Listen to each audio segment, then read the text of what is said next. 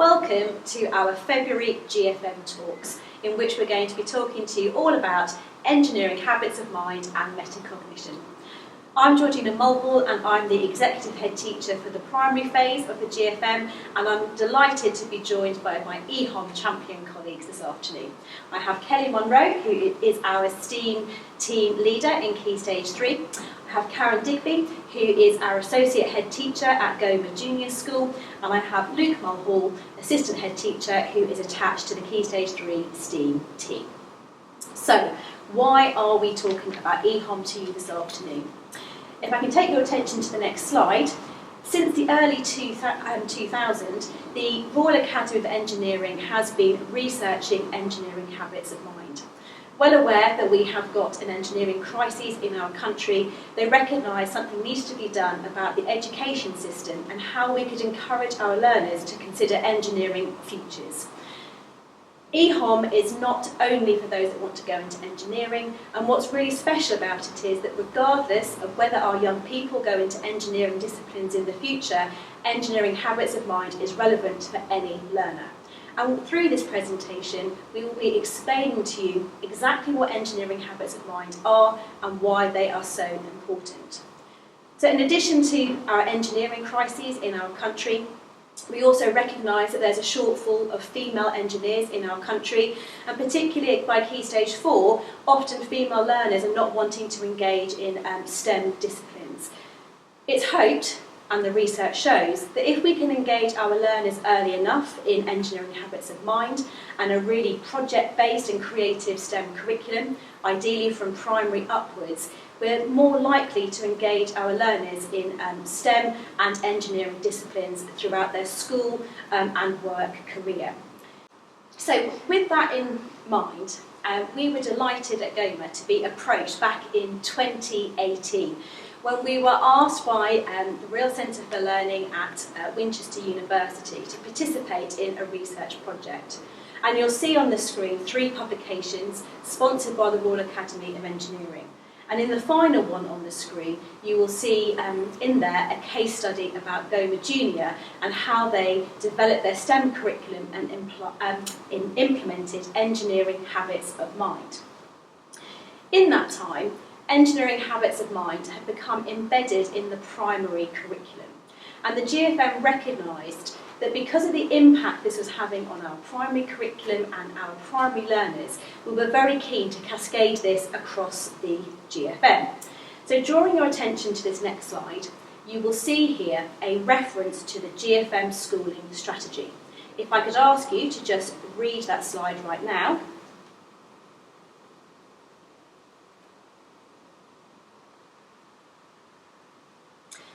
Recognising the successes of EHoM in the curriculum in the primary phase of the GFM, we have been working since September to factor EHoM into our STEAM curriculum.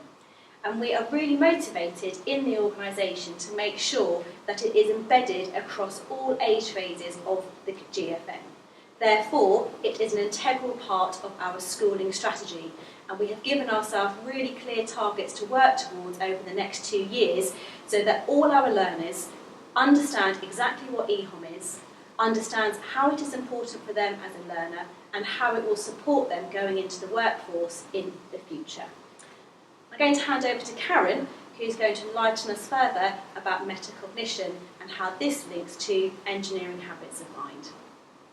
So metacognition is a bit of a buzzword at the moment. Lots of us using this term in our pedagogy, using it as we're learning to be even better teachers, and understanding that metacognition and self-regulation strategies, approaching in that way with children helps them to think about their learning even more explicitly. And EHoM is a way of enabling children to do that, to give them strategies for planning their own learning, monitoring their own learning, evaluating their own learning. And interventions that we use that enable metacognition are usually designed to give them this repertoire, where children can themselves choose the skills they need to use and decide what is the most suitable strategy given the particular learning task in front of them. So EHoM, moving back from metacognition, is a really great way of enabling it within the classroom.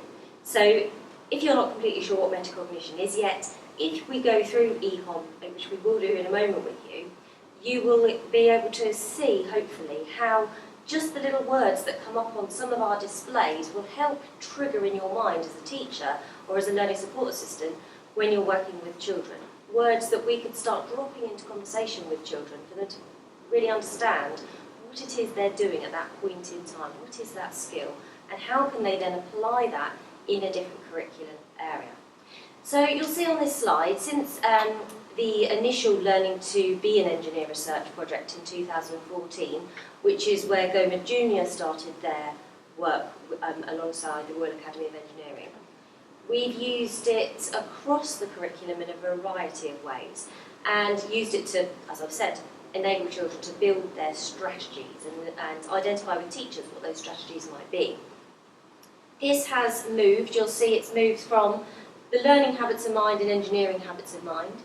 We then took a real focus on those integrated skills, where that was broken down even further.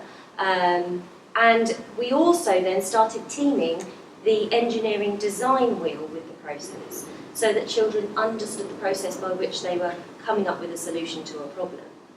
In the final design, the green design on the far left-hand side, or right-hand side as you're looking at it, sorry, of the page, shows you a bit of a combination of both, and that's certainly what we're going to be using over the next few months in Key Stage 2 and Key Stage 3 settings to put people through a bit of action research and apply some of these strategies to their teaching. All three visual representations, including at the moment the engineering design wheel, are really, really valuable, and they have extreme similarities, mainly the wheels in the centre, which is the words we're going to be focusing on in a moment.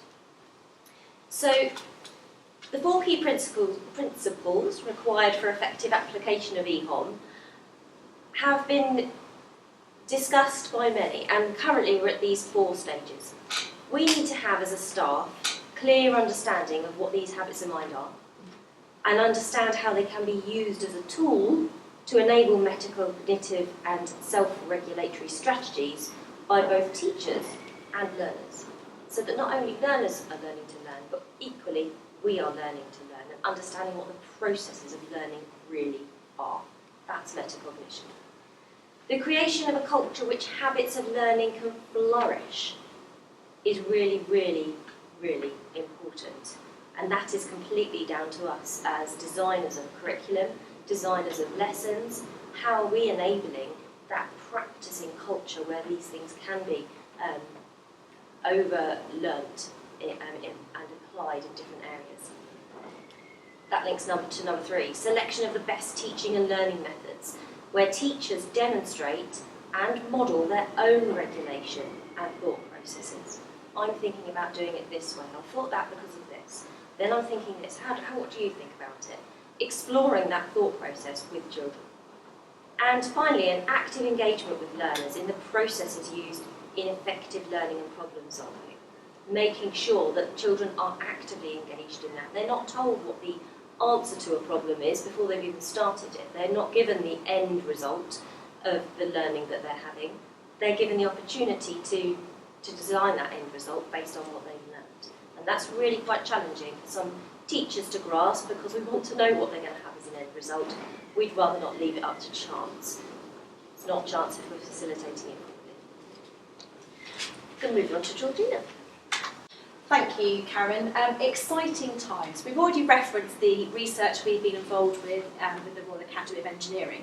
And since working with the Academy, we got to know Dr. Lynne Bianchi from Manchester University back in 2015. And we've stayed in touch, and she's aware of the work that we've been doing in Key Stage 2, and she's keen to help that to be developed. Her research team have made some really clear inroads in assessing engineering habits of mind in Key Stage 2, and are really keen to then cascade this into Key Stage 3, which is why Karen and myself have been working with Kelly so that we can be ensuring that practice is cascading from Key Stage 2 through to from Key Stage 2 through to Key Stage 3. Now, The research will enable us to work with partner schools from around the country to share best practice and help really understand how engineering habits of mind is best taught and support the metacognition in order that our young people have the skills to equip themselves as sound learners and our employees of the future. We've got here on the slide the Gosport Futures, and actually they dovetail engineering habits of mind and Gosport Futures very well. We've actually designed a little diagram which we'll be displaying in our STEM learning spaces around the GFM to show how the two work in partnership. They're not exclusive, they work really well together. And actually the EEF recognises actually the sound information behind our engineering habits of mind and our Gosport Futures in order that our young people can be really successful in STEM subjects. So the two certainly go hand in hand. They're in no way in competition with each other.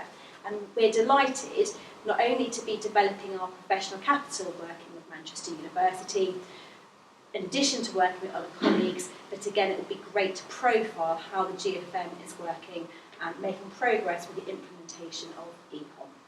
So, Karen, on to our next slide. So, referring back to slide 3 when we started, the Royal Academy identified that to improve this in the curriculum, one key thing we needed to do was to describe the teaching and learning methods that most suited EHoM. And what we're going to do in a moment is to go through some of those with you.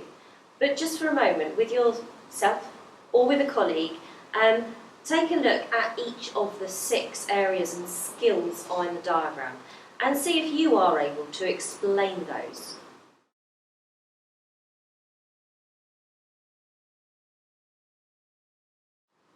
You may find that that was quite a challenge. Exactly the point I was wanting you to make is that some of those areas, some of those skills are challenging. We cannot simply say to children, right, we'll start improving. If we haven't explained to them how we're going to do that, start adapting, adapt what you've got. We need to explore what adapt means. What is it? What are the skills involved in doing that? So we need to be perhaps even more explicit with how we do those things with children. And we certainly do it in our classrooms all the time. We will model a text, for example, and we'll ask children to adapt it and make it their own. We'll look at a piece of art by a particular artist, and children will take areas of that and they'll improve or they'll adapt, or they may identify a problem in their IT work and they will have to work out where the bug was, debugging. So we use these processes all the time, but do we explicitly link them to the skills that children are going to be needing in all curriculum areas and how they can apply them in non-curricular areas? We recognise also that some children really struggle with these skills, these attributes, these dispositions, and we recognise that perhaps sometimes the curriculum can actually limit opportunities for children to apply their engineering habits of mind, which is exactly why the GFM has committed to this, not only within its curriculum, but within the schooling strategy as well. And just as it's going to take our learners time to be able to develop these dispositions, it is going to take time of all of our teachers teaching STEM in Key Stage 2 or working in the STEAM team at Key Stage 3 to understand that time needs to be given to engineering habits of mind, and actually we need to think about our approach in order that this can be accommodated in our curriculum, which is exactly why we have planned the next 2 years to be addressing this through our schooling strategy. So let's hand over to some of our learners who are going to be talking through the different engineering habits of mind. Hello, my name is Daisy. Hello, my name is Vicky. The engineering habit of mind that I'm going to be talking about is improving. So, improving is taking something already built and seeing how you can make it better, or taking something that you've just built or building something and then seeing how you can make it better. You need to make sure that you do things like have a proper look and identify what you think you could make better. Also, what you need to do is sometimes you could draw a sketch or design to make it better as well, so that you actually know what you're going to be, improving. I will be talking about creative problem solving. When working with creative problem solving, you can research the problem. Like if you're trying to make a dam, you could research about animals and other countries to see how they've made it, and then you can come up with your own idea on making a dam to block the water.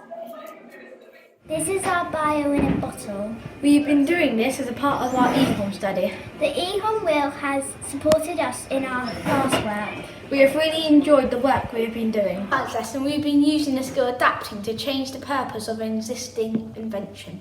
We have had to create a systematic process to solve problems in maths. This time we learn about gravity. EHoM helps us with our work in all subjects. For example, we have been able to evaluate and to improve our own work. Newton discovered gravity. He was sitting under an apple tree and the apple fell on his head. Isaac Newton evaluated a normal thing that happens every day to discover something new. Hi, I'm Daniel. Hi, I'm Lily. Today we're going to be talking about the engineering habits of mind. I'll be speaking about problem finding first. Say you were building a bridge, you'd have to find the problems with building it. If it was over a small road, you'd have to figure out a solution because it'd have to be high enough for cars to go under. Say there was a pole or a lamppost, you'd have to build around these obstacles. I'm going to be talking about visualising. Visualising could be building a bridge, and if me and Daniel were working together and we both had different ideas, we could use apps like SketchUp, draw a rough sketch, or build a Lego model to see which one we think is best. Visualising is important because we can use it for ourselves and for other people. With thanks to our learners, just as the vast majority of our GFM learners understand possible futures and how to apply themselves to those skills, we are really keen to ensure that all GFM learners understand the engineering habits of minds and how they are relevant to themselves and to their learning.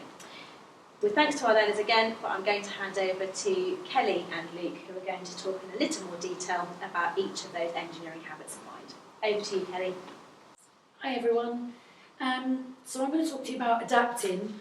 Now really when we look at engineering habits of mind, I don't want you guys to think that it's overcomplicated in any way. It's not, but it can be to our students. So with adapting, taking something that we already have and trying to make it a new purpose, adapt and overcome problems that they will be faced with. But we can do this in any subject. So with engineering habits of mind, it's not just for STEAM. We can use this in all of our subjects, where we provide that model that you've seen of how, for instance, a piece of writing or a musical piece might sound. And then our roles as facilitators of learning, we work with children to adapt that which they are presented with. So we need to enable our students to adapt to any given situation. And the processes which form the EHoM, the engineering habits of mind, they're not new. And we'll find that we use them all the time. Even as teachers, we can use the engineering habits of mind when we are trying to overcome a problem in our classroom. Therefore, this process should make it easier for us to then enable our students to also be able to use their engineering habits of mind. Thank you, Kelly. I'm going to talk about creative problem solving. Now, creative problem solving is something that applies to teachers and students alike. As educators, we're often driven by task-driven design, so we know what we want the outcome to be. Rather than focusing on the outcome, though, let's focus on the problem and work out what the problem is we're trying to resolve and free ourselves up from defining what the solution is. Now, this can be really tricky because it takes time. To phrase open-ended questions and consider those questions to students, free from an expectation that the child's going to come up with the answer the teacher's got in their head. That's a skill that teachers need to develop as well as students, and encourage students to be creative in their answers. Now, this requires additional learning. Students don't always know all the information they need to solve the problem, so they then need to creatively come up with questions and learning techniques to identify the information they'll need to apply it. When they start doing this, they can then become truly creative in their problem solving, and teachers can learn with them. Now, this pedagogy of asking open-ended questions and developing the thinking first is really important, and also creating space for children to consider their answers and think it through, free from concern about what the final solution will look like, and start to creatively adapt their ideas to new information as it comes in, is a really important technique that applies not just to STEAM, but actually throughout children's learning and throughout life. I can see Karen nodding away there, Luke, and I think we're all too aware as teachers that perhaps sometimes with limited time and a desire to get from A to B, we perhaps don't always take the time to actually enable that creative problem solving, and perhaps previous curriculums have had a preconceived outcome, and therefore this actually is a completely different approach. So I quite agree, it's so important that we enable this not just for our learners, but have this as a mindset too, and that it's okay if we don't know exactly where our learners are going, because that's no different to an engineer. So thank you. Kelly, tell us about improving. So, making changes to make things work better is what we look at with our EHoM, the Engineering Habits of Mind. Now, too often we as teachers, subconsciously, but we demand the improvement. But how do we share how we drive our own improvement? So if you take a minute to think about that, how would you think about things that you can improve in your environment that actually have a positive impact on our students? So what's in improving mean? Well, how can we expect our young people to do this? Or what skills and qualities do we need them to apply in order to improve? Do we equip young people to know and develop these skills or qualities, such as resilience? We tell our students about being resilient and staying positive when they are faced with setbacks. But if we don't teach them the skills to do that, how can they then develop those qualities needed as part of EHoM? Can a young person improve with no guidance on how to do so? I mean, these are just questions to ask yourselves when we're in the classroom, regardless of what subject you're teaching. Do we wait for young people to improve only when we tell them to do so? Or do we allow them the time to self-improve and build their confidence and their self-esteem and other vital qualities that they will need throughout life? Or do we want children to continually improve themselves because it is an inner drive? And also something to think about today is, how do we foster this? Because maths will be different to English, science is different to drama, but these can all be the skills used in any subject. And I think that once our learners have really understood about how to improve, that then Karen referenced the engineering design process earlier, it will then enable to better improve that design process as well. Luke, moving on to problem finding for us. So problem finding is a really interesting one that threads between all of these. So problem finding is looking at a problem and then working out what other problems surround it. Now, as teachers, what we often try and do is tell students what all the problems are. So this is what we're trying to solve, and then these are all the problems that we're going to have to overcome and the way to do it. And the students talked about this very well earlier when they talked about the bridge building, and as they started to consider building a bridge, how they then had to identify additional problems that they hadn't considered at first. So within STEAM and the engineering habits of mind, what we're constantly doing is refining the solution we're coming to as we identify new problems. So problem finding isn't about identifying every single problem up front and then defining a solution. It's an ongoing process where we consider what we can up front, but then as we define a solution, we then keep coming back to it to look for new problems and identify what problems are in the way. Now ultimately, this is nothing different to what we do in our normal life. We try things out, we make things, we refine it, we redesign it. And every time we come up against a barrier, we find a way around it. So problem finding, a skill for everyday life, but one again that requires teachers to free themselves up from trying to shortcut the answer for students and save time and allow them to consider all the options themselves. So visualising, thanks Luke, taking the idea that you have in your head and putting it into words and drawing so that somebody else can respond to that. It might not always be in picture form, but at some point it will be in written form. And our hand actions and drawings as adults, those of you that know me will know, as a teacher, I'm very visual with my hands. Hello, I say hello like this, even though I'm verbally saying hello, I will use my hands. And we demonstrate our need to visualise. So before communication skills were through language, visualisation was our first form of communication.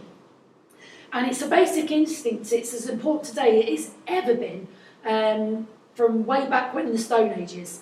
And something to think about is how many teachers, how many of you allow your children to doodle, scribble notes, etc. during the lesson to help them understand, not doodling inappropriate pictures and words, etc. But actually, for instance, there are lots of adults when they're on the phone will doodle and make notes because it helps them to concentrate. And it might be that they come up with an idea there and then, and before they forget it, they just want to jot it down. We quite often, especially in Key Stage 3, we will quite often remind the student that they need to pay attention, etc. But actually those key areas that they are looking at with their doodles and scribble notes can be invaluable with their learning. And we think about teachers have moved so far into pre-planned PowerPoints on the whiteboard, that their ability to model your own visualising. So for instance, perhaps exploring a problem or misconception on a whiteboard is really limited or unwanted because we worry about that fear of failure. Or is it something that we need to look at as teachers that actually we're showing students it's okay to make mistakes. Engineers make mistakes. NASA, for example, with their space project, it's rather in the millions for every time that they made an error. But those errors made a difference within that space project, which is why we now have a space program as successful as it is over here in lots of other different countries around the world. So I think visualising is something really important for everyone to think about. Thank you. And I'm going to conclude talking about systems thinking. Now, systems thinking is all about deconstructing things and looking at things that exist. For example, if I took my pen and started to take it apart, I can understand better how it's been made up. How many times would we welcome a child taking something at home apart to learn how it works? Would we appreciate actually the learning that's gone on in that process? And can they improve it and actually get it back together again? Now that's all part of systems thinking. How is something made? If we return to some of the examples the students gave earlier, if we look at things exist and deconstruct it to find out how it's been put together, how much can we learn through that process? So if we do start with some finished results and work backwards from that point, how can we improve the designs, make new things and be more creative through that process? Now, this brings in our Gospel Futures and encouraging children to start thinking about being individuals, learning from their own mistakes and rebuilding and developing their confidence to know that they can succeed, they can put things back together and sometimes in a much better way. Thank you, Luke. I couldn't agree more. It's really important that EHoM and Gospel Futures are very much within our curriculum. We know that we have certain destinations and are responsible for preparing our children for SATs and GCSEs and A-levels. But hopefully what today has outlined is how EHoM and Gospel Futures will be supporting our learners with their school careers and hopefully leading them into engineering disciplines for their future careers, but if not, it's going to be useful for them regardless of what job opportunity they're going to seize in the future. We started today talking about the research, Everything that we do has been researched and evidence informed. We've seen it in practice. We're keen to then cascade that across the whole of the GFM. And to finish with our final slide, engineering habits of mind enables effective metacognition and has multiple benefits. It certainly does. So, in addition to the EF research, discussing metacognition and how EHoM can enable more engineers, exactly like Georgina has said, it's a many-faceted approach with many, many benefits. And some of these are shared on this slide here. So growth mindsets we've talked about for several years, haven't we, with regards to students and staff. Really, really key through EHoM that the staff are modelling that growth mindset, exactly as Kelly was saying just a moment ago, that you've got that ability to see a problem, not really appreciate how to understand it yet, how to grasp it, how to solve it, but we're going to work together to work out how we do that. And that modelling, that process is exactly what we need in EHoM. So to have a growth mindset as a member of staff, to not know the answer yet, is really, really key. Improvements in literacy, numeracy, oracy.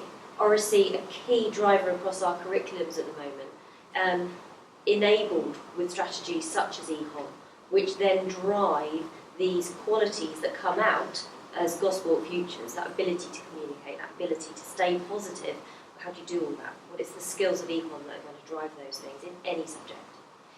Increased self-regulation and self-management skills with regards to learning, and that applies to all sorts of other types of behaviours as well. Better understanding of a variety of careers and how those career options aren't simply engineering. Yes, these are engineering habits of mind, but they're learning habits of mind. They are habits of mind which are good to be taking on at any level in your career and in whichever career choice you make.